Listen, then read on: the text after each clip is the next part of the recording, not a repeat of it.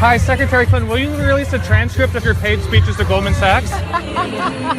No, there's a lot of controversy over their speeches. Secretary.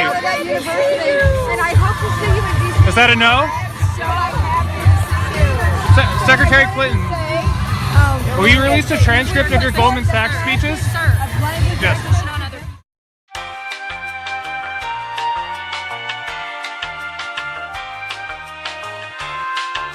Because what's happened, if this war ensues, we invade and they're looking for an excuse to do it. And Obama was not even there to vote. Senator Clinton, I want to give you a chance to respond. Well, I don't know where to start, but let me... Please take 30 seconds. Yes, let me respond. Why do you and the president have such a hyper-partisan view of politics? Well, Chris, if you had walked even a day in our shoes over the last 15 years, I'm sure you'd understand. Thank you so much for joining us today. Don't be a stranger, and please send my best to the president. I'm sure he'll be happy to hear that, Chris. Thank you. Your husband received $800,000 for 4 speaking engagements, ostensibly in support of the trade deal, or by a group that supports the trade deal.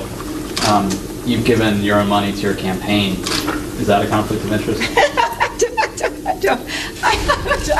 I mean, and how many angels dance on the head of a pin? I have really nothing to. I mean, how do you answer that?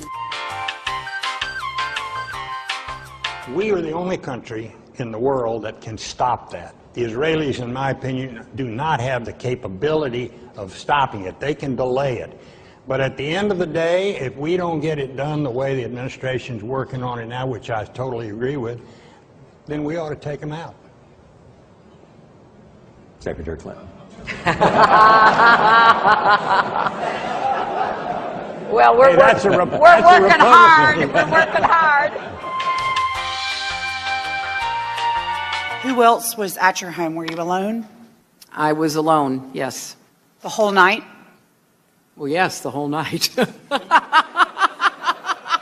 I don't know why that's funny. I mean, did you have any in-person briefings? I don't find it funny at all. Sanders said that, quote, the American people are sick and tired of hearing about your damn emails.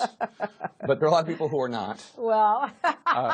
Including FBI officials looking into whether national security was compromised because of this server. That you went to and spoke to and told them, oh, you weren't responsible for the crash, not by a long shot. And that's why today you still cannot support, as I do, breaking up the big banks and making sure that we pass a modern-day Glass-Steagall like we had in late 1999 before it was repealed and led to the crash where so many millions of families lost their jobs and their homes. And I was on the front lines of that, looking into the eyes of my neighbors. Governor O'Malley, thank you. I do want to ask you, Secretary Clinton.